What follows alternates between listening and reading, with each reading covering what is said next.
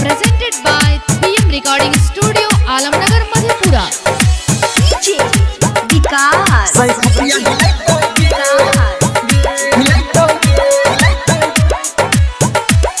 बात माने हमर छौरी गे ढोरी छो तोर कटोरी गे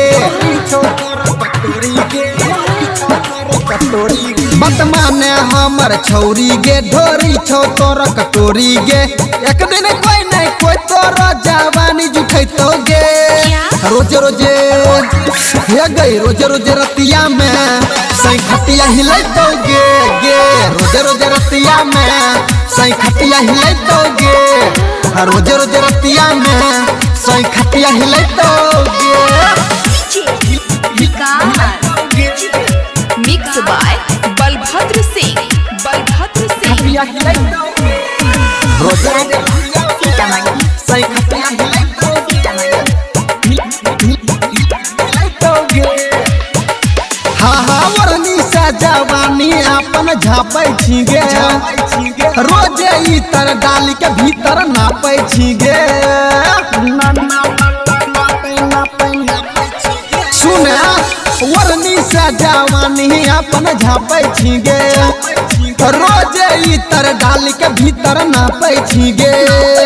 कतनो कर भी माना लब के लोसन लगैतो गे रोजे रोजे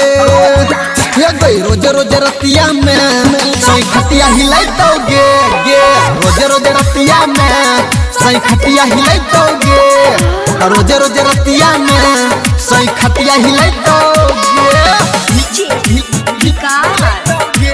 Presented by PM Recording Studio, Alamnagar, Madhepura.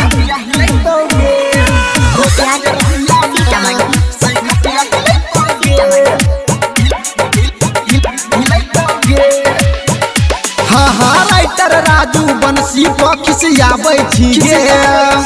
Parveen प्यारे लाल के खूब तरसाबै छी गे हाँ हाँ राइटर राजू बंसी खिसियाबै छी गे परवीन प्यारे लाल के खूब तरसाबै छी गे कैसे देतौ जवानी गुलशन साइज मिलैतो गे रोजे रोजे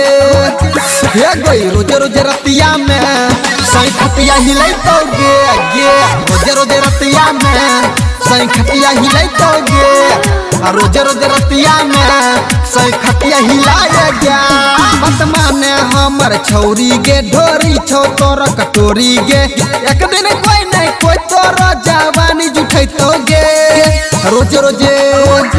हे गई रोजे रोजे रतिया में सही खटिया हिलैतो गे गे रोजे रोजे रतिया में सही खटिया हिलैतो गे रोजे रोजे रतिया में सही खटिया हिलैतो।